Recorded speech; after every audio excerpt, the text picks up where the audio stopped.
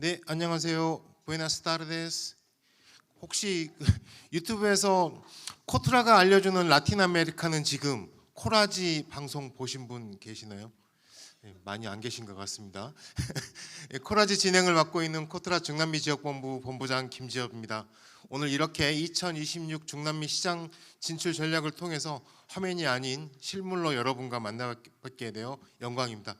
오늘 중남미 진출 전략의 부제는 전략적 가치 높아지는 중남미 현지화로 기회를 잡아라로 붙여봤습니다.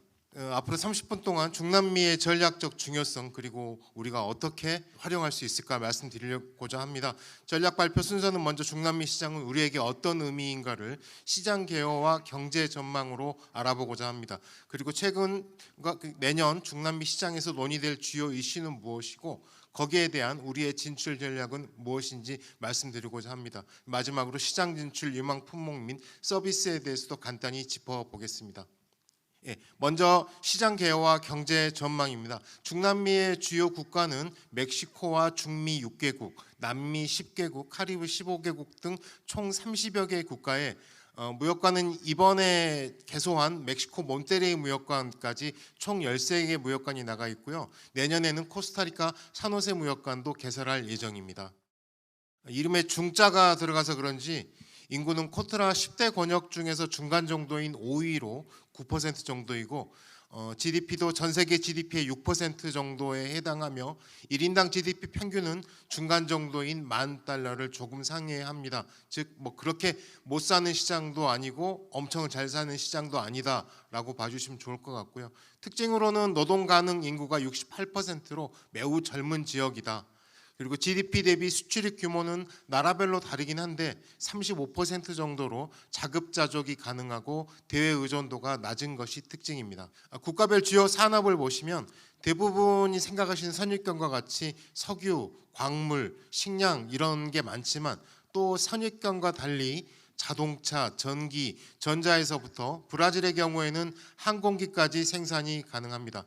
참고로 멕시코 자동차 생산 대수는 우리나라보다 조금 많은 연간 420만 대 정도고요. 공장에 숙련 엔지니어만 10만 명이 넘는다고 합니다. 어떻게 보면 자동차 산업 메카가 되고 있다 보시면 되고요. 이런 시장인 만큼 우리나라는 많은 국가들과 FTA를 맺고 있습니다. 약 10개국 정도 되는데 가장 거대한 시장인 멕시코와 브라질은 아직 맺지 못하고 있습니다. 중남미 경제는 2025년의 경우 트럼프 행정부가 촉발한 통상 환경 변화에도 불구하고 전체적으로는 전년과 유사한 2.4% 내외의 성장을 유지할 것으로 보입니다. 이는 관세 인상 전 멕시코에서 밀어내기로 인한 수출 증가와 그리고 지금 미국에서 컴퓨터 제품 1위를 하고 있거든요. 그래서 중국산 제품 대체 효과로 인해서 가장 큰 수출 대상국인 미국에 대한 수출이 오히려 증가했기 때문인 것으로 분석됩니다. 물론 나라가 많고 경제 환경이 제각각이라서 국가별로는 차이가 크다는 점에 감안해 주시기 바랍니다. 2026년 역시 시장의 불확실성은 여전할 것으로 보입니다. 다만 멕시코나 중미에서 미국으로 수출하는 기업이 현지 기업이 아니고 미국 기업의 현지 생산 법인이라는 점을 감안하시면 미국이 멕시코에 대해서 고율의 관세를 부과하는 일은 벌어지기 힘들 것이다 라고 보시면 될 것 같습니다.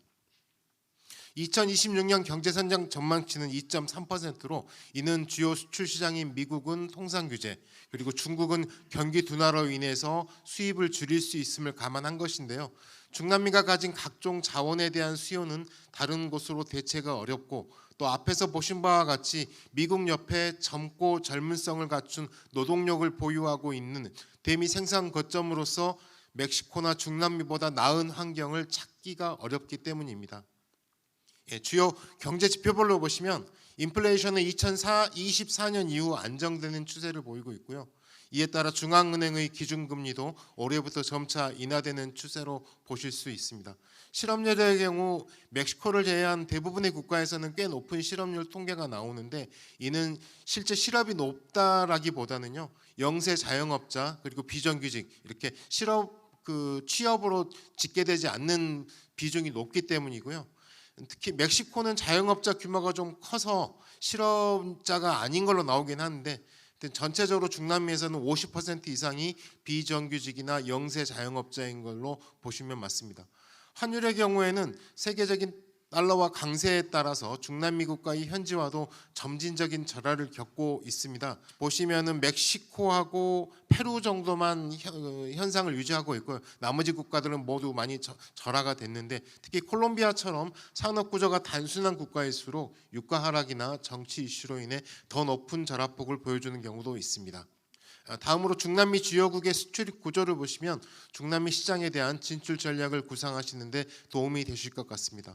품목을 보시면 수출은 원유, 구리, 철강 등 원자재, 그리고 대두 같은 식품, 그리고 자동차와 전자제품이 주로 수출이 됩니다. 수입을 보시면 기계류, 자동차 부품, 전자부품과 정제 석유 제품의 비중이 높습니다. 무슨 얘기냐면 석유는 정제 시설이 부족해서요. 원유는 수출을 하고 대신 정제유는 수입을 하는 국가가 많다는 얘기고요. 전자제품과 자동차는 부품을 수입해서 임가공을 해가지고 완제품을 수출하는 형태인데요. 특히 멕시코가 그런 니어쇼링으로 인해서 원부자재 수입이 계속 늘어나는 추세이고요. 브라질 등 메르코스루 지역은 약간 다른데 완제품에 대해서 20% 내외의 고관세를 부과하는 수입 대체 정책의 영향으로 외국 기업들이 현지에서 생산할 수밖에 없게 만드는 그런 체제를 갖추고 있습니다. 수입 대상 국가의 경우 최대 교역 파트너는 미국과 중국으로 두 나라로부터 전체 수입의 52%를 가져오고 있습니다. 멕시코와 콜롬비아는 미국의 비중이 1위이고 나머지 국가는 중국이 1위를 차지하고 있습니다. 참고로 그 표에 그래프에 보시면 한국이 5위입니다. 그래서 2024년부터 한국이 아르헨티나, 일본을 제치고 5위로 올라섰다는 점 참고하시고요. 수출은 중국 품목에서는 중국에는 원자재, 미국에는 완제품을 수출하는 것이 일반적입니다.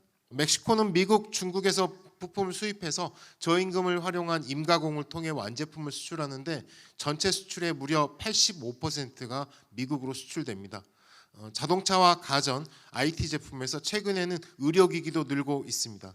한편 우리나라와 FTA를 맺은 남미 태평양 연안의 나라들은 일반적으로는 광물 자원을 수출을 하고요. 완제품은 미국, 중국, 한국 등에서 수입하는데 최근에는 멕시코에서 조립된 제품도 늘고 있습니다. 예를 들어 삼성전자의 경우 한국에서 부품을 가져가서 멕시코에서 완제품을 생산해 가지고 이 중에 60% 정도면 미국으로 가고요.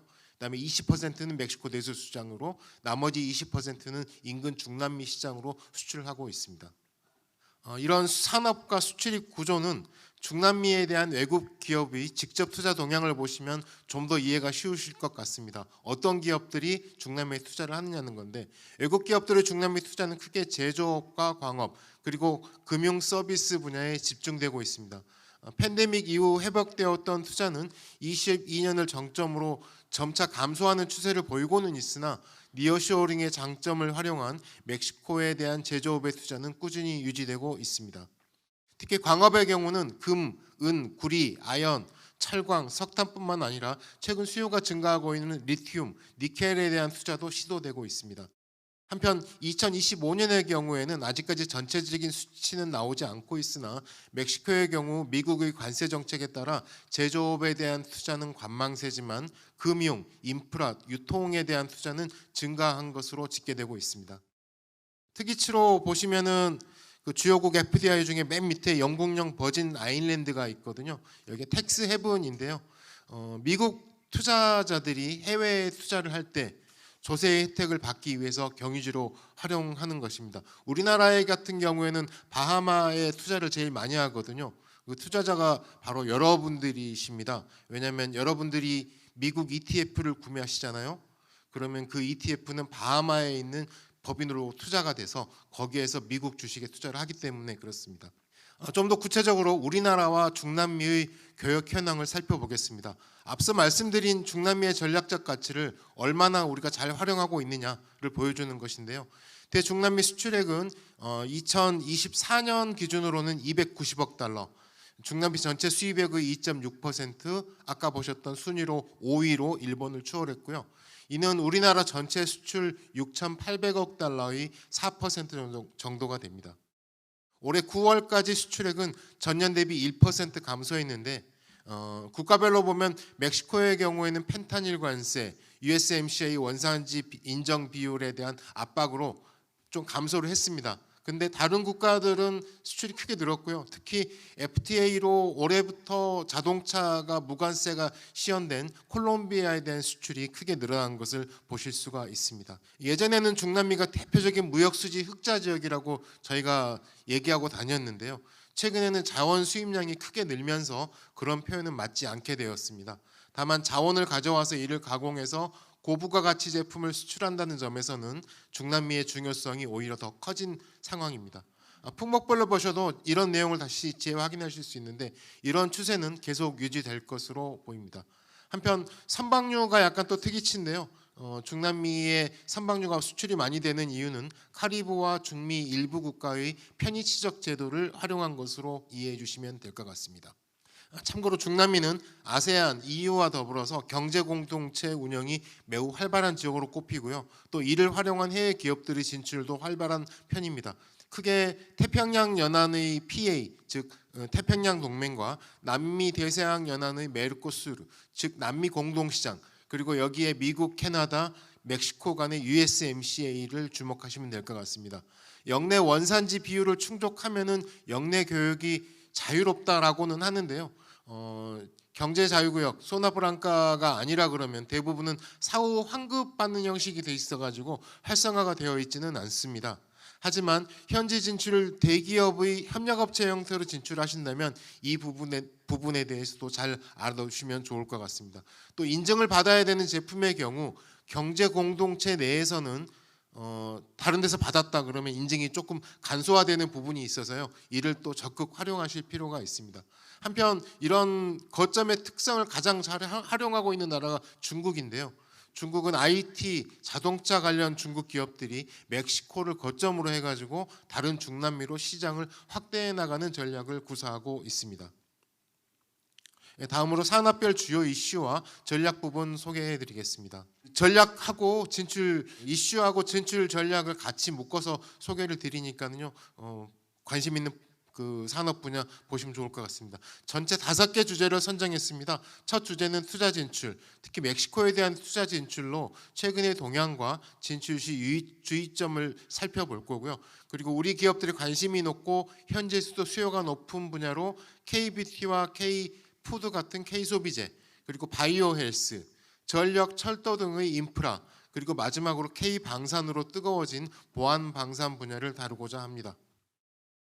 먼저 투자 진출 분야입니다. 미국의 통상관세 부과가 가장 큰 이슈이고 이는 중남미를 우회한 중국 제품의 유입을 막겠다는 미국의 압박과도 연결이 됩니다. 가장 이슈가 되고 있고 우리 기업이 관심도 많은 국가는 멕시코인데요. 멕시코에 투자를 한 기업들은 대부분 미국 기업입니다. 미국 기업들도 대부분 투자한 상태라서 멕시코 제품에 대한 통상관세 부과는 결국 미국 기업들의 반대로 계속 연기되고 있는 상황입니다. 내년 7월로 예정된 3국 간 USMCA 재협상 결과에 따라서 역내산 인정 비율이 조정될 것으로 예상되고 있으며 예를 들어서 자동차 같은 경우 현재 75%면은 무관세가 되는데 그거를 85%로 올린달지 이렇게 하면 기아차가 지금 나가 있으면서 역내 부품을 사용해야 되는 비율을 높여야 되거든요. 그리고 특히 철강과 알루미늄은 비미국산 제품에 대한 고관세, 역의 자동차 부품에 대한 고관세로 인해서 현지 생산 중인 자동차와 가전제품에 어떻게 하면 미국산 철강과 역내 부품을 채워 넣을 수 있느냐가 지금 현재 진출해 있는 기업들의 핵심 과제라고 볼 수 있습니다. 이외에 정치적 이슈로 고관세가 부과된 브라질이나 마약 카르텔 제재로 볼 수 있는 베네수엘라, 콜롬비아 등은 우리 기업에 큰 영향을 주지 않을 것으로 보입니다만 최근에 니카라과에도 고유료 관세를 부과하겠다라는 움직임이 있는데요. 이렇게 되면 현지 진출하신 봉제 기업들에게는 큰 타격이 될 수도 있습니다. 이와 관련해서 코트라에서 제시해드리고 싶은 대안으로는 어디서 어떤 제품을 가져올 것이냐에 대해서 현지 생산품의 비중을 높이는 방안, 특히 여기에 중국산 부품이 들어가면은 미국으로 수출할 때 문제가 되기 때문에 중국산 부품을 배제하는 방안을 마련을 해야 되고요. 판매처도 미국뿐만 아니고 현재 우리가 FTA 네트워크를 가진 인근 국가로의 판로 개척에도 많은 관심을 기울여 주시기를 부탁드립니다. 일본의 반도체 부품 수출 규제가 오히려 국내 산업을 성장시켰듯이 이번의 위기도 슬기롭게 극복할 수 있기를 바랍니다. 다음은 KB 소비재입니다. 다른 지역과 마찬가지로 중남미에서도 K-뷰티와 K-푸드에 대한 관심이 뜨거운데요. BTS가 처음 인정받은 곳이 중남미라고 멕시코라고 하거든요. 그럴 만큼 초창기부터 한류 열풍을 이끌어온 지역답게 K 소비재에 대한 관심도 매우 높아서 뷰티 제품의 경우 스킨케어 제품은 페루 등 일부 국가에서는 이미 제일 많이 팔리는 상품이 되었다고 합니다. 시장 확대를 위해서는 이제 메이크업 색조 제품도 좀 팔아야 되고요, 헤어 제품도 팔아야 되고, 색조 제품 같은 경우에는 몇 가지 단품만 팔아서는 안 되고 풀 라인을 갖추어야지 경쟁이 가능하다는 의견이 있었고요. 또 비건이나 자외선 차단 등 기능성 웰빙 상품의 수요를 공략할 필요도 있다고 합니다. 식품의 경우는 역시 K-드라마 영향으로 대형 마트에서도 한식 제품에 대한 수요가 크게 증가하고 있습니다. 라면, 인스턴트 커피는 이미 흔하게 즐겨 먹는 게 되었고요. 일부 식당은 현지인들이 줄을 서서 먹는 풍경도 어렵지 않게 보실 수 있습니다. 소비 확산을 위해서는 최근 디지털 결제가 늘면서 접근성이 높아진 온라인 시장에 대한 진출을 확대해야 됩니다. 중남미의 특징적인 것으로 하나가 신용카드 발급이 매우 어렵다는 겁니다. 은행 계좌 가진 사람들이 전체 국민의 50%가 아직 안 되는 상황으로 보시면 되고요. 그러다 보니까 계좌도 없고 신용카드도 없고 이런 사람들이 온라인으로 물건을 구매하려면 디지털 결제 기능이 필요합니다. 예시로 들어놓은 브라질의 PIX, 픽스라는 게 있는데요. 브라질이 작년에 이걸 도입하고 나서 전자상거래 규모가 크게 늘었고요. 다른 국가들도 계좌가 없이도 이렇게 결제할 수 있는, 우리 카카오머니 약간 비슷한 건데 그것도 우리는 계좌가 없으면 사용할 수 없잖아요. 근데 그런 것도 사용할 수 있게끔 어디 편의점 가가지고 입금을 하면은 거기에 자기 가상 계좌에 입금이 된 이런 형태로 전자결제가 이루어지고 있습니다. 그다음에 두 번째, 입소문 마케팅이 중요한 만큼 실시간으로 소통할 수 있는 마케팅 방안을 마련하셔야 됩니다.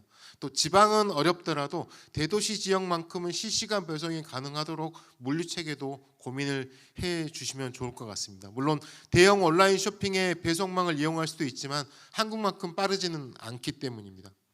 앞에서 말씀드린 진출 전략 외에도 체험형 캠페인의 확대도 유효한 것 같습니다. 얼마 전 과테말라에서 소비재 전시회에서 현지 요리학교 학생들을 모아놓고 초청해서 요리쇼를 진행했더니 매우 좋은 호평을 받은 적이 있습니다. 이분들이 한 식당을 또 열면은 한식 식자재를 수입하는 효과도 있을 거고요. 그다음에 정상적인 마케팅을 하려면 현지의 인증 제도에 대해서도 숙지하셔야 됩니다. 온라인 쇼핑몰 입점에서는 반드시 필요한 사항이라고 할 수 있습니다. 식품의 경우 워낙 품목이 다양하다 보니까 자기 회사 거 제품만 공급하시기보다는 바이어가 요구하는 인기 상품들을 취합해서 제공하는 콘솔 서비스에 대한 수요가 높습니다. 물론 업체에서 직접 콘솔을 하실 수도 있겠지만 콘솔 서비스를 제공하는 현지 디스트리뷰터를 또 접촉하시는 것도 방법이 될 거고요. 이런 식으로 수출에 성공한 사례들이 많이 있습니다. 뷰티의 경우에는 온라인으로 판매 성과가 확인이 되면 오프라인으로 확장하는 것이 수월해집니다. 따라서 바로 오프라인으로 먼저 들어가시기보다는 온라인 쇼핑몰 입점 그리고 해외 직구를 통해서 시장 반응을 살펴보신 다음에 확장을 하시는 것을 추천드립니다. 이런 소비재 시장 진출을 위해서 코트라에서는 다양한 현지 친화형 마케팅 방안을 마련할 계획입니다. 전체 소비재를 대상으로는 3월 소비재 무역사절단, 파나마 국제박람회 등을 생각해 보실 수 있고요. 특히 2026년에는 멕시코에서 뭐가 열리죠? 월드컵이 열립니다. 그래서 한류 박람회 KBEE도 지금 개최하는 것으로 예정하고 있습니다. 뷰티 관련해서는 칠레의 메르카도 리브레 메르카도 K관, 그리고 멕시코에서는 아마존 멕시코의 K-뷰티관을 지금 거의 다 지금 오픈이 될 상태거든요. 그래서 그쪽에 뷰티 관련 업체분들이 입점이 가능합니다. 전시회로는 페루의 코스모 뷰티, 멕시코의 엑스포 뷰티쇼, 코스모 뷰티는 4월이고 엑스포 뷰티쇼는 11월이고 그렇습니다. 그래서 이런 쇼에 참가하시는 것을 추천드립니다. 푸드 쪽으로는 올해는 농림부와 공동으로 과테말라, 칠레에서 수출 다변화 사업을 진행했고요. 내년에도 진행할 예정인데 아직 국가는 정해지지 않았습니다. 에콰도르에서는 올해 9월에 엑스포 코리아를 대사관과 공동으로 주최했는데 여기에 이틀 동안 무려 2만 5천 명이 방문을 했습니다. 그래서 무역관 직원들이 거의 죽을 뻔했는데요. 26년에도 유사한 행사가 에콰도르, 아르헨티나에서 개최될 예정이므로 많은 관심 부탁드립니다. 제약 의료기기 관련 바이오헬스 시장 역시 유망 분야 중 하나입니다. 심각한 빈부 격차에도 불구하고 전체적인 시장은 고령화 그리고 이에 따른 만성 질환의 증가로 해마다 가파르게 성장하고 있습니다. 여기에 한국을 의료 선진국으로 인정하면서 승인과 인증의 가장 보수적인 의료 업계에서도 한국산 의약품과 의료기기에 대한 신뢰도가 급상승하고 있습니다. 이에 따라 고위생관리국 지정, 약전 인정, 그리고 의료기기 인증과 같은 가시적인 성과들이 나오고 있습니다. 여기에 대해 의무기록이나 진단, 처방에 디지털 기술이 도입되고 원격 의료와 같은 솔루션 수요도 증가하면서 IT 강국이자 보건의료 강국인 우리나라와의 협력 기회도 계속 증가할 것으로 예상됩니다. 하지만 아직까지는 시장의 대부분이 정부 조달 등 공공 입찰을 통해서 진입이 가능하고 그렇다 보니까 품질보다는 가격 경쟁력이 더 중요하다는 부분은 구조적 진입 장벽으로 보실 수 있습니다. 다만 멕시코, 콜롬비아 등 일부 국가는 치과나 미용, 성형 분야에서 낮은 의료 비용과 풍부한 임상 경험으로 외국인들에게 새로운 의료 관광지로 떠오르고 있습니다. 예를 들어 미국인들이 임플란트 하려면은 캘리포니아에 있는 친구들은 미국에서 안 하고요. 티juana까지 내려가서 티juana에서 관광을 치료를 받고 돌아가는 그런 형태로 진행이 되고요. 특히 콜롬비아는 미인이 많다고들 알고 계시지 않습니까? 그만큼 성형이 많이 진행이 돼서 외국인들이 성형 수술을 받으러 많이 가는 나라로 알려지고 있습니다. 이래서 가격보다는 품질에 더 민감한 민간 시장에서도 틈새 시장을 개척해 볼 여지가 높아지고 있습니다. 진출 전략으로는 우선 신뢰할 수 있는 파트너 선정, 신속한 인허가 취득, 정부 조달 시장 진입 확대 등을 위주로 접근해야 할 것입니다. 파트너 선정과 관련해서는 다음 페이지에서 말씀드릴 내년도 사업계획에서 보시도록 하고요. 인허가 취득 관련해서는 앞에서 말씀드린 인증 간소화된 국가를 거점으로 먼저 승인을 받은 다음 FTA나 경제공동체를 활용해서 인근 국가로 승인을 쉽게 받을 수 있도록 하는 방안을 검토해 보실 수도 있습니다. 관료주의 등으로 인증 취득이 쉽지는 않지만 일단 인증을 취득하면은 다른 경쟁사에게는 진입 장벽이 될 수 있습니다.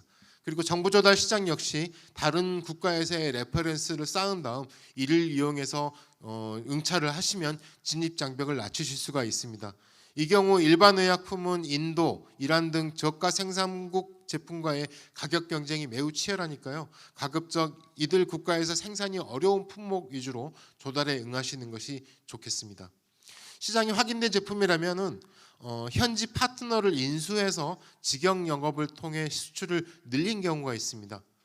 그리고 보수적인 시장의 특성상 첫 미팅부터 2년 이상 다양한 형태의 교류를 지속해야지 수출이 가능하다는 점도 진출 성공 사례에서 참고하여 주시기 바랍니다.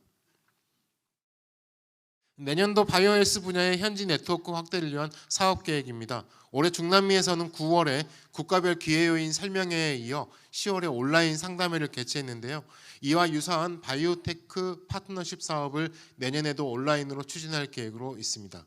그리고 바이오들의 높은 수요로 인해 3월 키메스 연계 의료기기 수출 상담회 지메프와 하반기 의약품 수출 상담회 아침에 보셨던 GBPP 이런 사업에 꾸준히 바이오를 유치하여 보내고 있는데요. 내년에도 많은 바이오를 유치하도록 노력하겠습니다. 전통적으로 이 분야는 전시회를 통해서 바이오들을 만나실 수가 있는데 현재 중남미에서 한국관으로 참가하는 전시회는 브라질의 오스피탈라르 전시회가 있습니다. 생명과 관련된 분야라서 바이오들도 매우 보수적이기 때문에 매년 꾸준히 참가하셔야 바이오의 신뢰를 얻을 수 있다는 점 참고하시기 바랍니다. 다음은 인프라 분야입니다. 중남미에서도 경제가 발전하면서 전력 부족이나 전력망 노후로 인한 정전 사태가 빈번히 발생하고 있고, 이에 따라 기업 유치에도 걸림돌이 되고 있습니다.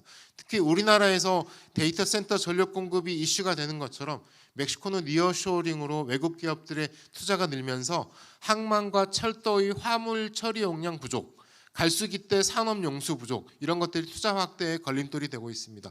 대부분의 국가가 신재생 에너지의 비중을 높이겠다는 계획을 내놓는 것도 있습니다. 문제는 이를 시행할 재정적인 여력이 부족하다는 점입니다. 파이낸싱이 없이는 실현이 어려운 상황으로 민간 협력의 PPP 방식이나 공장의 자가 공급을 하게 한달지, 아니면 국제개발은행 융자 등 다양한 방식이 거론되고 있습니다. 기술적인 부분도 애로가 있는데요. 화물발전소 터빈, 태양광 발전, 에너지 저장, 수소의 생산과 저장, 스마트시티 기술 등 우리 모든 분야에서 우리가 협력할 수 있는 분야도 많은 것을 확인하실 수 있습니다. 이러한 인프라 분야는 투입 자본이 커서 어느 한 기업이 독자적으로 진출하기는 어렵습니다. 따라서 설계, 시공, 운영, 그리고 파이낸싱까지 다양한 기업들을 묶어서 팀 코리아로 접근하는 전략이 바람직합니다. 페루의 친체로 공항 건설과 같은 사례를 보시면 설계와 프로젝트 관리는 한국공항공사 컨소시엄, 시공은 현대건설 컨소시엄, 이런 식으로 진행이 되었습니다. 멕시코 복합화력발전소 건설에도 시공은 삼성물산과 같은 건설사가, 운영은 한전이 수행하고 수출입은행이 보증에 참여하여 파이낸싱을 지원하는 형태로 추진된 바 있습니다. 또 실제 수주에 앞서서 사전 타당성 조사를 KSP나 ODA, EIPP 등 정부의 지원을 받아서 수행한 경우 실제 수주에 우리 기업이 선정되는 가능성도 크게 높일 수가 있습니다. 덧붙여서 미주개발은행 IDB나 중남미개발은행 카프, 중미경제통합은행 까베이 등의 차관으로 진행되는 사업에도 우리 정부가 출자를 해서 우리 기업의 참여가 가능하므로 케일락 서밋, MDB 플라자 등을 통해서 소개되는 프로젝트에도 관심을 가져주시기 바랍니다. 이 분야도 전시회가 있긴 합니다만은 그보다는 한국에서 열리는 각종 상담회의 주요 발주처를 초청하는 사업에 집중하고 있습니다. 글로벌 그린허브 코리아나 MDB 프로젝트 플라자와 같은 행사에 관심을 더 가져주시고, 코트라와 IDB가 공동으로 개최하는 케일락 한 중남미 비즈니스 서밋, 지난 10월에 서울에서 개최가 됐고요. 여기서 많은 발주처와 에이전트를 만나실 수 있는데 내년에는 중남미에서 개최될 예정인데 아직 시기와 장소는 확정되지 않았습니다. 추가로 새롭게 저희가 진행을 검토 중인 사업은 한전이 멕시코 북부 치아와에서 발전소를 운영하고 있는데요. 여기에 중남미 전력회사 발주처를 초청해서 발전 시설과 기자재에 대해서 소개하는 K-그리드 쇼입니다. 이에 외 주요 프로젝트는 자료를 참고해 주시기 바랍니다. 마지막으로 살펴볼 이슈는 방산과 보안 분야입니다. 전쟁이 발발했거나 전쟁 위험이 높은 동구권이나 중동에 비교하면 중남미는 전쟁의 위협은 거의 없지만 마약과의 전쟁, 카르텔과의 전쟁은 일상적인 상황이 되어버렸습니다.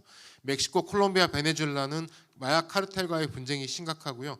브라질 중미권 역시 범죄 조직으로 인해 치안이 매우 열악하며, 콜롬비아, 에콰도르, 페루, 칠레 등 태평양 연안국은 타국, 즉 중국의 불법 어로 행위로 인해서 해국력 증강의 필요성이 절실한 상황입니다.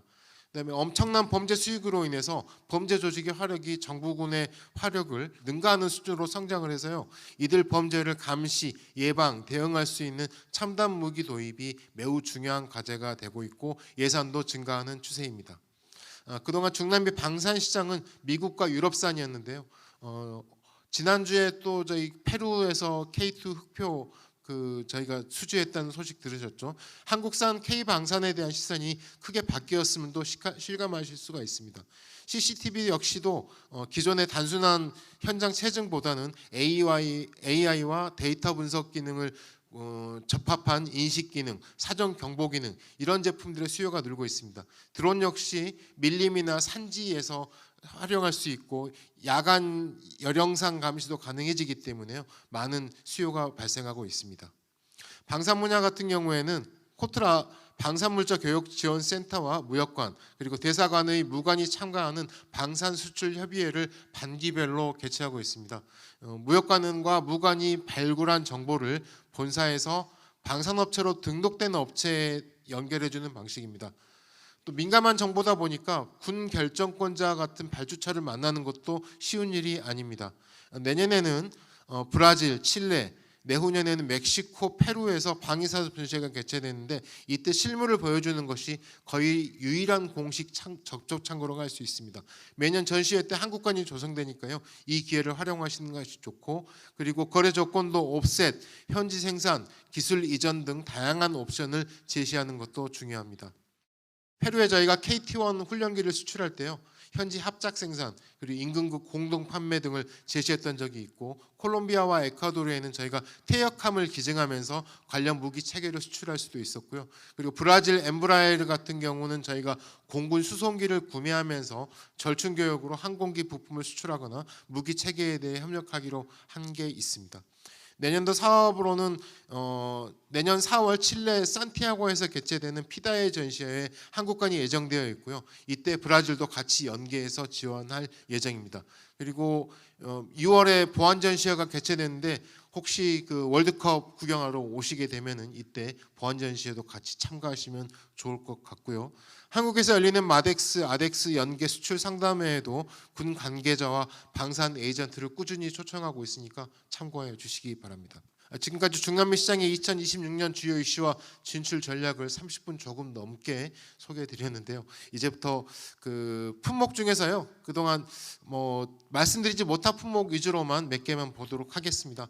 자동차 부품 보시면은 제조사에 대한 OEM 부품은 브라질, 멕시코 쪽에 집중이 되겠지만은 현재 FTA로 수입관세가 낮아지는 과테말라, 에콰도르 그리고 파나마와 콜롬비아 이런 쪽에 대한 그 자동차 수출이 늘어나면서 애프터마켓의 수출 기회도 늘어날 것으로 보입니다.